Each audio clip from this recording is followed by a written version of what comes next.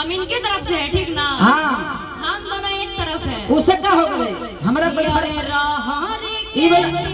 सोना इसको पूरा हमको करने दीजिए। इसको हम खोते हैं ना, हम खोते हैं तो दूसरा याद कीजिएगा। आ जाइए कि लहरी के दिन पाता आहे तीनों छिताना रहे। आ यूट्यूब वाला के नया कंटेंट मिल गलो कि बिल्डरवा तो सोनम यादव के अगर याद रहता है मुंह में से निकाल दे तो निपुत्रा है और लिख दे तो के सोनम यादव छी आ डाट डाट यह ना लिखा हूं आ तीनों छिताना रहे। अब कैसे कि सोनम उषा के तीन बहिनिया आ तीनों के तीनों छिताना रहे।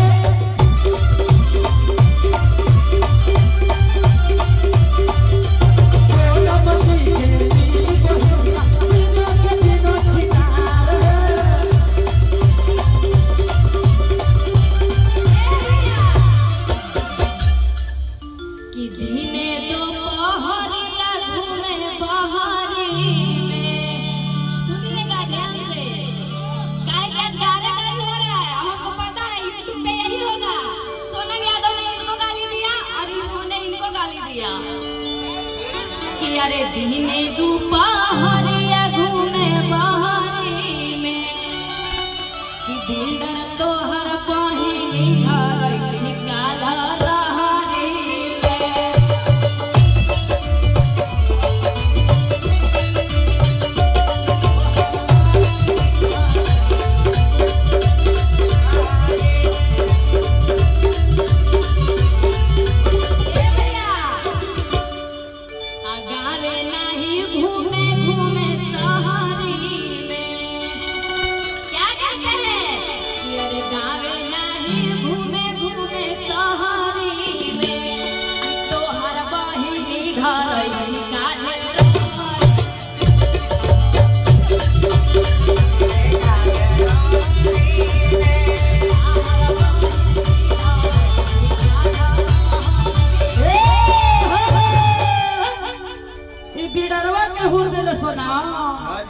तगारी सुन लगता यार हमार माए बहन कर दिले। कोई बोलता रे? हाँ कोई बोलता हो गे कि दिलवा में रही के तू छाल कर लगे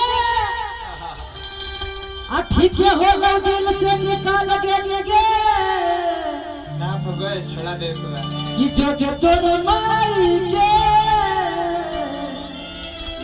तू बदल के लगे। लेकिन हम कहेंगे कि जागल हो जोश होश खोवे लगवाओगे आओ तो बे न दे मही तो रोवे लगोगे।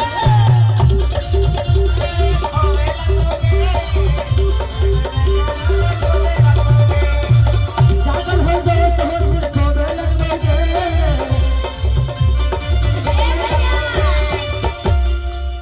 इसी में हम कहेंगे कि अरे दिल में तू रही के अच्छा न कोई रे आठी के होलो दिल से निकल गनी रे। ए भैया जोड़ तोरा माई के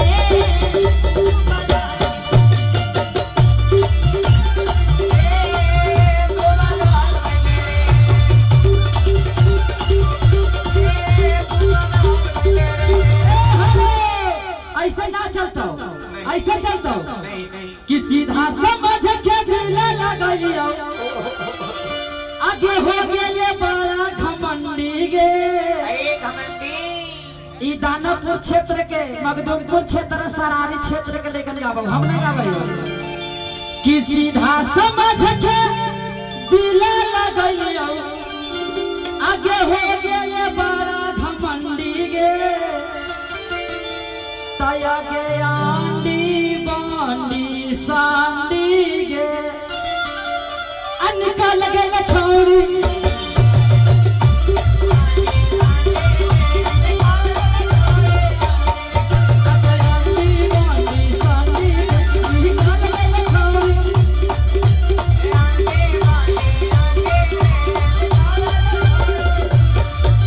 सीधा समझ के दिल लगा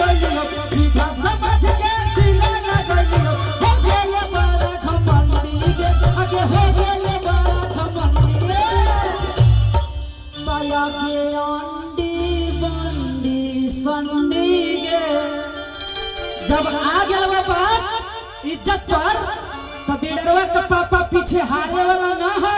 हाँ जी। तो आगे अंडी बंडी संडी गे आगे आप लोग कहिए निकाल गए मलवा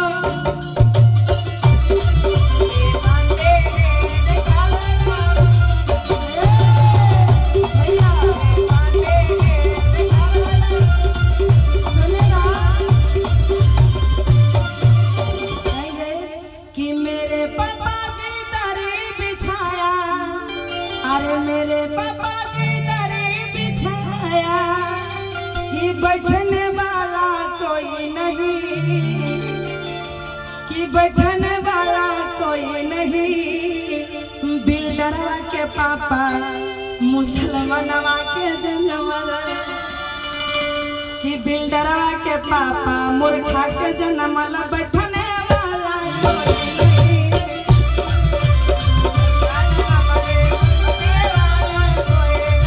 बिल्डरवा के पापा मूर्खा के जनमल पढ़ल लिखल कोई नहीं।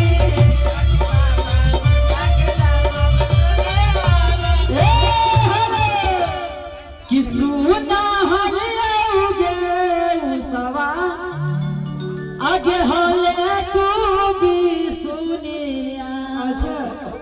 अगे सनमा तू बड़ी भी सुनिया हले तोहनी दोनों मिलके हमरा करे अइले हैं। हमारे हिंदू से मुसलमान मिलके गड़ आएंगे तब लोग माने हिंदू से मुसलमान में चल गए तो हम सोच के कहां जाइबो। अच्छा कहिए हम चल जाबो कि सुना हलियोगे सोनम आगे हले तू भी सुनिया। कैसे हमर भईबा जोरे सुतले त तू त गेलो ना चोरिया।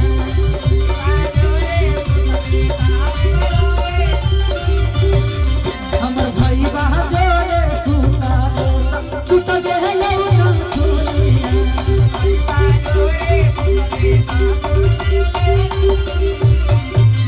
सुना हलियोगे सोनम हले तू भी सुनिया।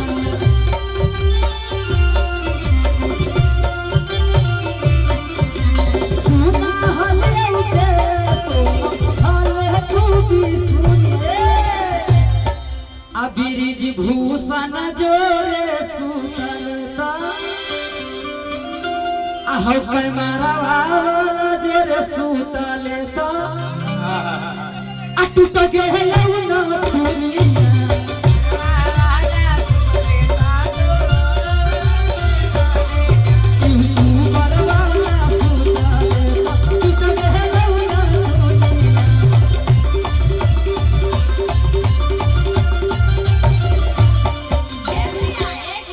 अच्छा इसीलिए मैं एक हम कह देते हैं उनकी, कहेंगे कि गांव घर में सगर प्रचार है गे माई, पूरा प्रचार है कि पटना बजरिया में प्रचार है गे माई। अब बिल्डरवा के बहिन छिनार है गे माई।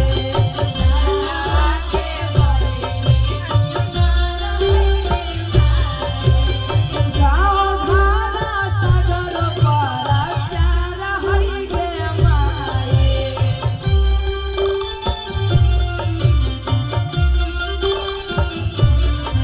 पटना बजरिया में प्रचार है गे माई।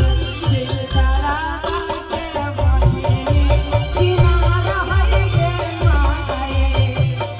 ए भैया हेलो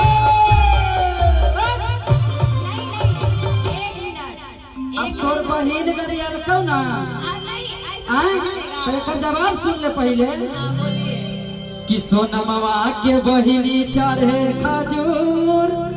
आगे उसबा माने हमर बहिनी के तू गरियल नहीं तो ठीक लगला आ तोनी पंगा खराब आदमी से ले लेले हैं।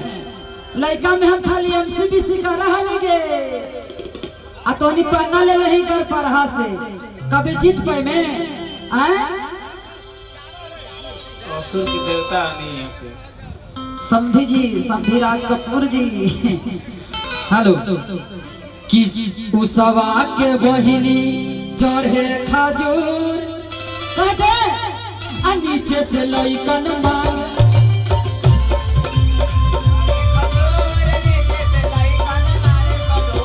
सोनम के बहिनी चढ़े खजूर नीचे से लइकन फेंके धूल।